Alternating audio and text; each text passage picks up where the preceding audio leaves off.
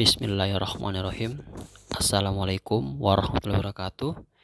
Kembali lagi dalam mata kuliah Pengetahuan Dasar Sistem Pertambangan.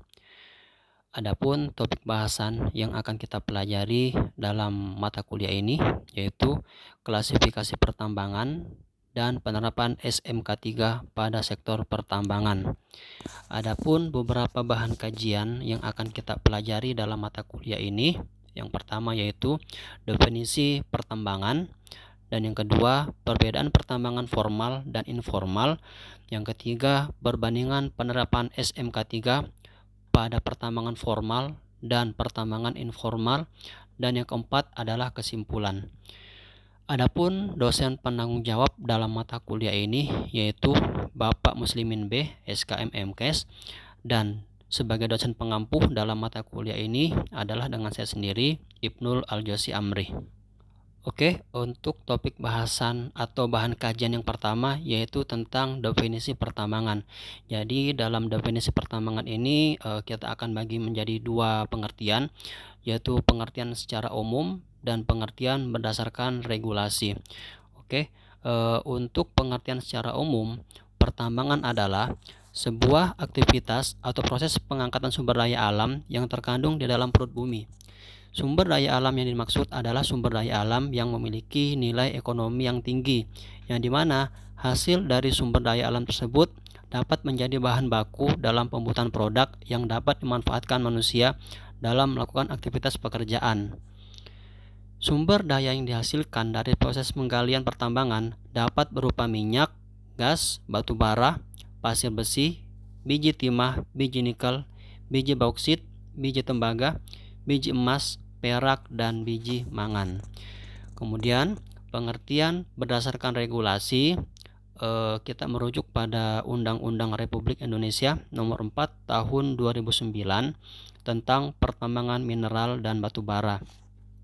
Jadi dalam undang-undang ini dijelaskan pertambangan merupakan sebagian atau keseluruhan dalam rangka melakukan penelitian, pengelolaan, dan pengusahaan mineral dan batu bara yang meliputi beberapa proses. Yang pertama itu proses penyelidikan secara umum, kemudian eksplorasi, kemudian studi kelayakan, kemudian konstruksi, kemudian masuk pada proses penambangan, pengolahan dan pemurnian, dan pengangkutan dan penjualan hingga pada kegiatan pasca pertambangan. Kemudian kita akan sedikit menyinggung tentang tahapan pada proses pertambangan. Dalam tahapan ini akan menjadi 4 tahapan ya teman-teman. Jadi dalam tahapan pertambangan ada 4 tahapan secara umum, dan kita akan coba sama-sama untuk mengkaji terkait dengan masing-masing tahapan tersebut. Untuk tahapan pertama yaitu tahapan prospeksi. Apa yang dimaksud dengan prospeksi? Oke, saya jelaskan. Pada tahapan ini meliputi aktivitas pengamatan dengan melihat ciri-ciri di sekitar area yang diduga memiliki sumber daya mineral ataupun batu bara. Jadi dalam prospeksi ini lebih mengarah pada pengamatan terkait dengan ada atau tidak kandungan sumber daya mineral ataupun batu bara yang ada di sekitar area tersebut. Kemudian untuk tahapan pertambangan yang kedua itu ada tahapan yang namanya eksplorasi, teman-teman. Oke, di sini akan saya jelaskan sedikit terkait dengan tahapan eksplorasi.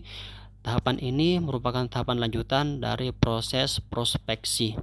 Eksplorasi dilakukan untuk mengetahui besaran wilayah yang akan dijadikan area pertambangan, menentukan bentuk, posisi, serta kadar ataupun besaran cadangannya. Selain itu, dalam eksplorasi juga dilakukan kegiatan studi kelayakan, apakah lokasi yang hendak dijadikan lokasi pertambangan layak atau tidak. Oke, itu tadi penjelasan tentang eksplorasi. Kemudian masuk pada tahapan eksploitasi. Saya juga akan jelaskan sedikit tentang tahapan eksploitasi, teman-teman. Jadi tahapan eksploitasi ini adalah tahapan primeri, di mana dalam proses ini telah dilakukan aktivitas pengangkatan sumber daya tambang dari dasar perut bumi hingga pada pengangkutan ke lokasi pengolahan. Jadi pada tahapan eksploitasi ini sudah dilakukan proses pengangkatan teman-teman ya. Kemudian pada tahapan terakhir yaitu tahapan pengolahan. Oke, saya kembali akan jelaskan terkait dengan tahapan pengolahan. Pada tahapan ini, seluruh bahan tambang yang telah didapatkan akan diolah. Pengolahan yang dimaksud adalah proses pemisahan antara sumber daya alam yang bernilai ekonomis dengan yang tidak bernilai ekonomis.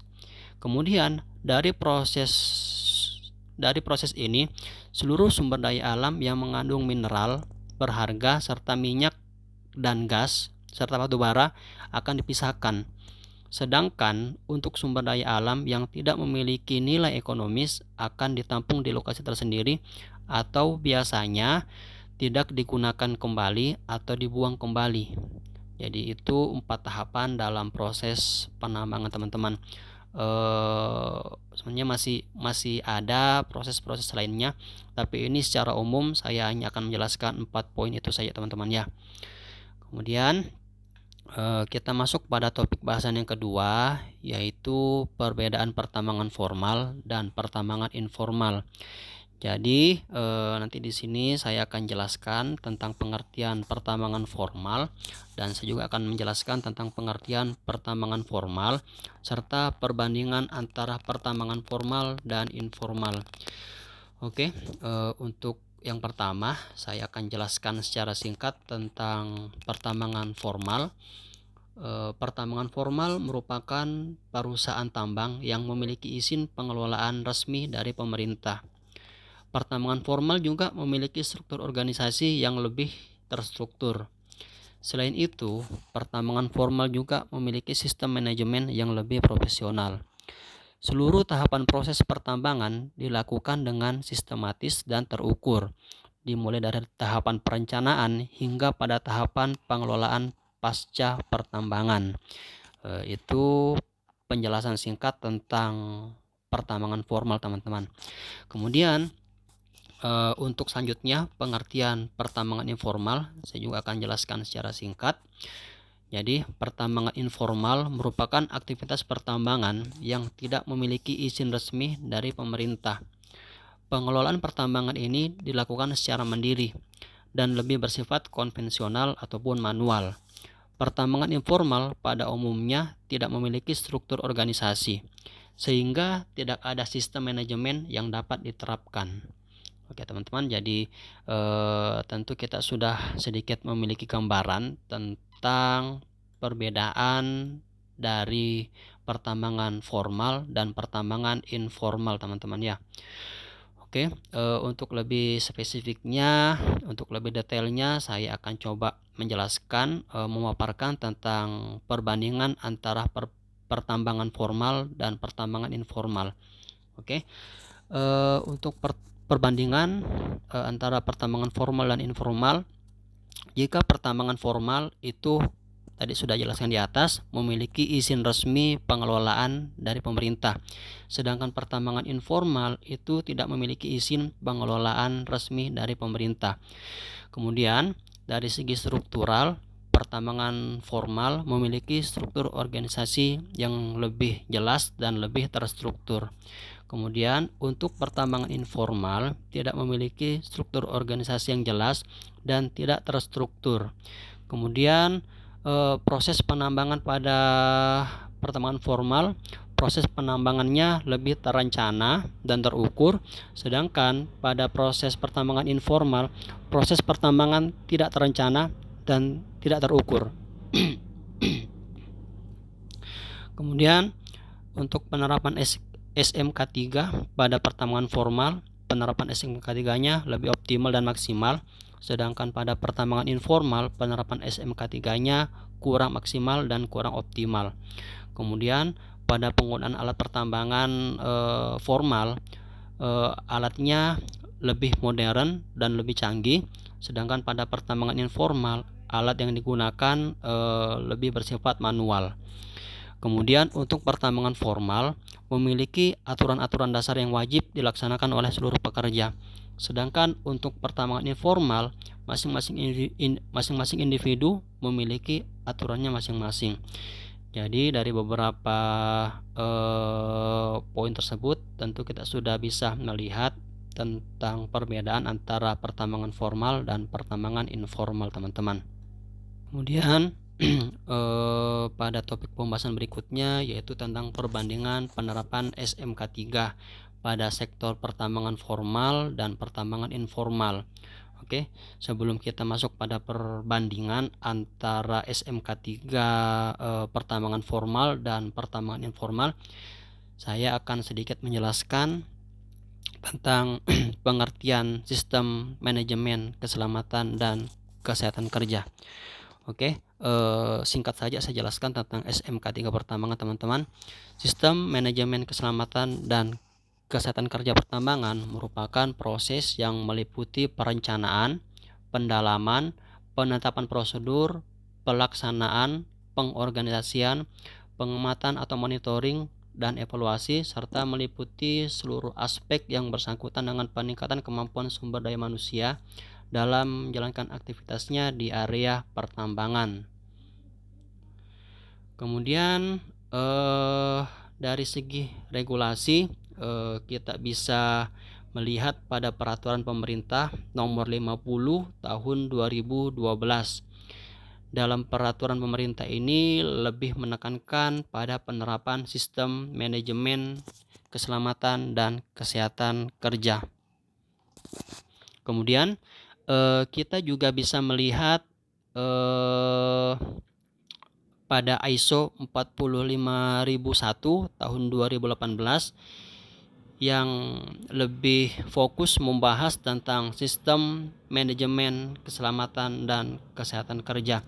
Jadi ISO 45001 ini tahun 2018 ini lebih berfokus pada prosedur sistem manajemen keselamatan dan kesehatan kerja. Jadi dalam ISO 45001 ini terdapat 10 klausal tentang sistem manajemen keselamatan dan kesehatan kerja.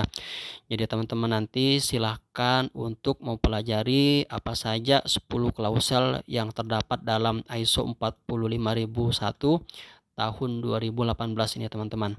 Oke. Kemudian untuk lebih detail tentang perbandingan antara SMK 3 pertambangan formal dan informal, ada beberapa perbedaan, teman-teman, di sini yang bisa saya sampaikan.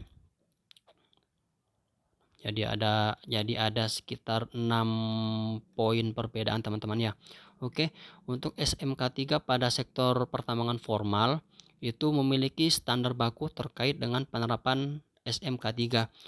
Sedangkan pertambangan informal tidak memiliki standar yang baku terkait penerapan SMK 3. Standar yang baku ini kita bisa pahami sebagai standar operasional, teman-teman. Jadi tentu teman-teman sudah mengetahui tentang SOP. Jadi pertambangan formal itu memiliki standar baku terkait dengan SMK 3.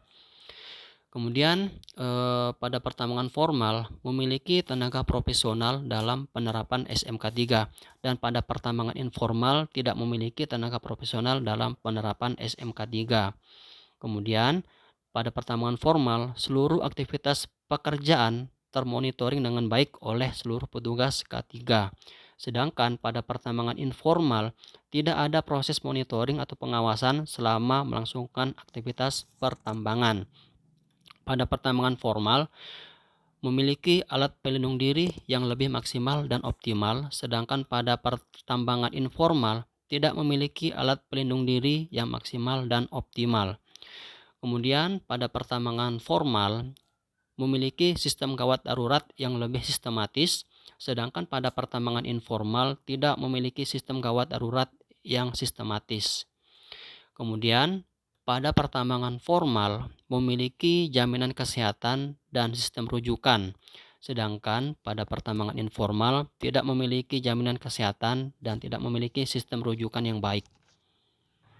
Jadi itu, teman-teman, tadi beberapa topik bahasan yang sudah kita pelajari bersama terkait dengan klasifikasi pertambangan dan penerapan SMK 3 pada sektor pertambangan, baik formal ataupun informal, teman-teman.